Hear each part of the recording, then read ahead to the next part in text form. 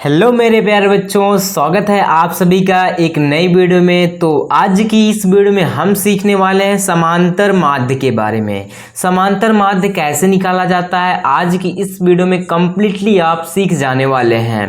तो इस वीडियो को बिना मिस किए हुए जरूर अंत तक देखिएगा। सबसे पहले समांतर माध्य निकालने के लिए इसके एक फॉर्मूले को हम ध्यान में रखते हैं कि समांतर माध्य बराबर होगा सभी पदों का योगफल बटे में पदों की संख्या। इसको हम लिख सकते हैं सिग्मा का चिन्ह लगाएंगे x अपॉन में n। इस फॉर्मूले को ध्यान में रखना, मतलब कि जितने पद देना दिया हो उसका आपको योगफल मतलब जोड़ करना है। नीचे जितने पद की संख्या हो 1 2 3 काउंट करेंगे संख्या, उससे भाग देना है तो आपको समांतर माध्य मिल जाएगा। अब आइए हम क्वेश्चन देखते हैं। सबसे पहले यहाँ पे हमारे पास पहला क्वेश्चन यहाँ पे दिखता है। देखिए हमारे पास क्वेश्चन है कि कह रहा किसी परीक्षा में, देखिए किसी परीक्षा में एक कक्षा के 15 शिक्षार्थियों के पूर्णांक 100 में से प्राप्तांक निम्नवत है।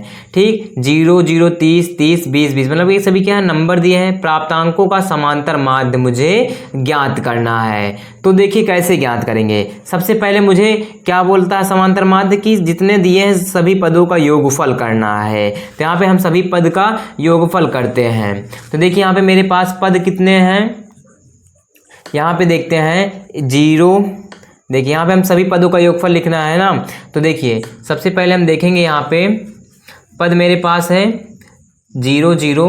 देखिए यहाँ पे लिखते हैं 0 0 प्लस, फिर उसके बाद 30 प्लस 30 प्लस 20 प्लस 20, फिर उसके बाद प्लस का 40 प्लस का, फिर 30 प्लस 50 प्लस 60 प्लस 50, फिर उसके बाद प्लस का 60, फिर उसके बाद लिखेंगे 80 प्लस का 80 यहाँ से लिख लेते हैं, प्लस का 70 प्लस का 30 प्लस का 30। ये सभी नंबर लिखना है। अब सभी पदों का योगफल हो गया बट्टे का पदों की संख्या।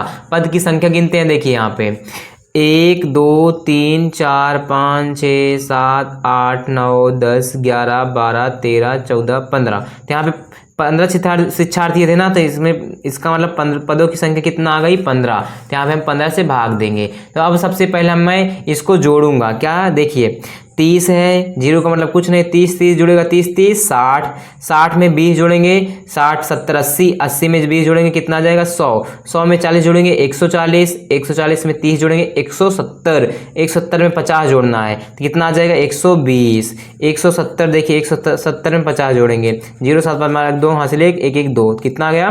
देखिए 170 है ना, तो हाँ तो 50 जोड़ेंगे तो कितना आ जाएगा 220 आ जाएगा। कितना 220। अब हमने यहाँ तक जोड़ लिया 220 हुआ। ठीक, अब उसके बाद प्लस इसको जोड़ते हैं। यहाँ पे देखिए 60 60 जुड़ेगा तो 120 होगा, इसमें 50 जोड़ना है तो 120 प्लस का 50, 0 में 0 जुड़ेगा 0 5 2 7 और 1 है तो 170। तो अब कितना आ गया, इन तीनों नंबर को जोड़ा था हमने, यहाँ पे है 170 प्लस, अब इन चारों नंबर को जोड़ते हैं। देखिए यहाँ पे क्या है 80 70 30 30, इन सबको जोड़ लेते हैं एक साथ। 0 में 0 जुड़ेगा 0, 3 3 6 7 6 13 13 8 21 कितना हो जाएगा 13 8 21 मतलब 210। नीचे कितना आ जाएगा 15। तो हमने नंबर को जोड़ा, अब इन सभी को जोड़ेंगे। देखिए यहाँ पे लिखा है 220 170 210। 0 में 0 जुड़ेगा तो क्या आएगा 0, 7 1 8 8 2 10 की 0 हासिल 1 2 1 3 3 2 5 5 1 6 कितना आया 600।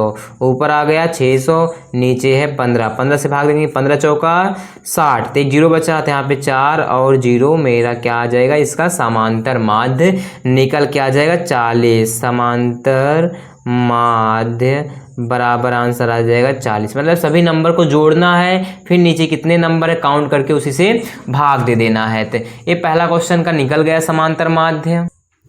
अब यहाँ पे बच्चों दूसरा क्वेश्चन समझते हैं।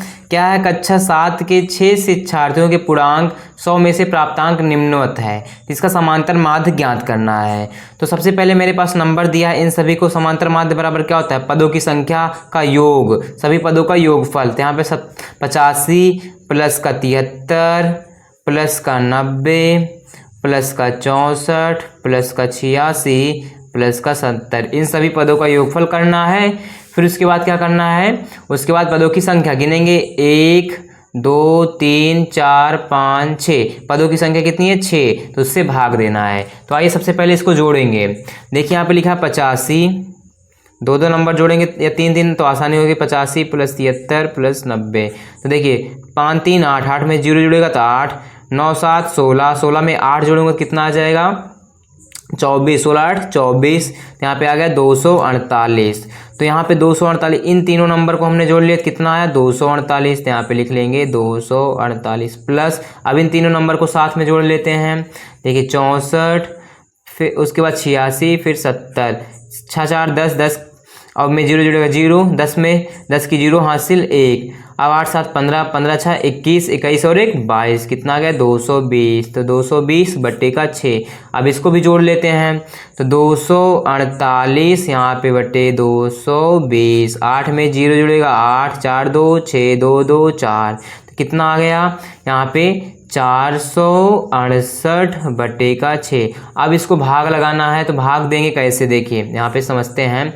468 लिख लेंगे, फिर उसके बाद 6 से भाग लगाना है, दो दो अंक का पेयर बनाएंगे, 6 से कितना बार जाएंगे 6 सते 42, करीब हैं तो 6 सते 42, कम जाना ज़्यादा नहीं, 6 में से 2 गया 4, 4 में से 4 गया कट जाएगा। अब यहाँ पे 8 उतर जाएगा, अब 6 का पहाड़ा 8 बार पढ़ते हैं, 6 8 48, 8 6 48, ये पूरा नंबर कट जाएगा।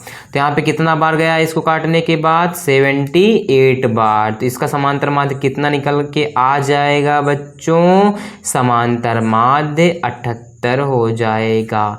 तो दूसरा क्वेश्चन भी आई होप आप लोग समझ गए, नंबर को जोड़ना है जितना दिया हो और जितने वहाँ पे हो जितने डिजिट उसको ऐड करना है, मुझे पहले ना अंक जोड़ना है, फिर उसके बाद काउंट करना कितना पॉइंट है नंबर, उसी से भाग देना है, मतलब पदों की संख्या से। ठीक है बच्चों, अब एक क्वेश्चन और यहाँ पे समझ लेते हैं ताकि आपका क्लियर हो जाए एकदम समांतर माध्य। ठीक है, देखिए कह रहा है कि 3 बोरों में क्रमशः 40 किलोग्राम, 60 किलोग्राम और 80 किलोग्राम गेहूं है।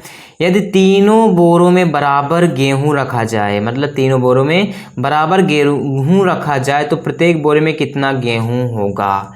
मतलब ये है कि प्यारे बच्चों यहाँ पे बोला कि 3 बोरे हैं, 3 बोरों में क्रमशः 40 किलोग्राम, 60 किलोग्राम, 80 किलोग्राम गेहूं है। 3 बोरे हैं जिसमें एक में 40 किलोग्राम, एक में 60 किलोग्राम, एक में 80 किलोग्राम गेहूं है। यदि तीनों बोरों में बराबर गेहूं रखा जाए, मतलब क्यों कहते हैं कि तीनों बोरों में बराबर गेहूं रखा जाए तो प्रत्येक बोरे में कितना गेहूं होगा।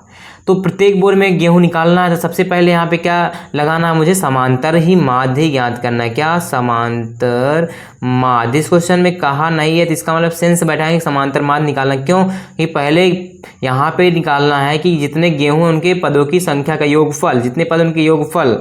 ठीक है, तो सबसे पहले यहाँ पे देखें समांतर माध्य बराबर होता है कि जितने पद दिए उनका योगफल, लिखेंगे 40 प्लस 60 प्लस 80। अब नीचे लिखते हैं पदों की संख्या कितने, 1 2 3, पदों की संख्या 3 है। तो अब देखिए 40 में 60 जोड़ेंगे कितना आएगा 100 प्लस 80 और बट्टे का 3, यहाँ पे जोड़ देंगे तो कितना हो जाएगा, यहाँ पे 80 में 100 जोड़ना तो कितना हो जाएगा 180 बट्टे का 3, काटेंगे 3 छंग 18, कितना 6 और बगल में 0, यहाँ पे आ जाएगा 60 किलोग्राम। इस बात का मतलब है कि प्रत्येक यहाँ पे देखिए हमने जोड़ा ना 40 60 प्लस 80 जोड़ दिया तो कितना, 40 में 60 जोड़ा 100 आया, 60 40 100, 80 था 180 हो गया, 100 में जुड़ेगा 3 से काट देंगे 3 छः 18, मतलब बगल में 0 भी है तो कितना हो जाएगा 60 kg। मतलब ये है कि 60 kg का मतलब कि प्रत्येक बोरी में, हर एक बोरी में आपको 60 किलोग्राम गेहूं रखना पड़ेगा तभी बोरी बराबर में आएगी। मतलब कि आप जो प्रत्येक बोरे में कितना गेहूं होगा तो प्रत्येक बोरे में आपको 60 किलोग्राम गेहूं को रखना होगा ताकि बराबर हो जाए। तो प्यारे बच्चों आई होप आप समांतर माध्य निकालना सीख गए होंगे। Thank you.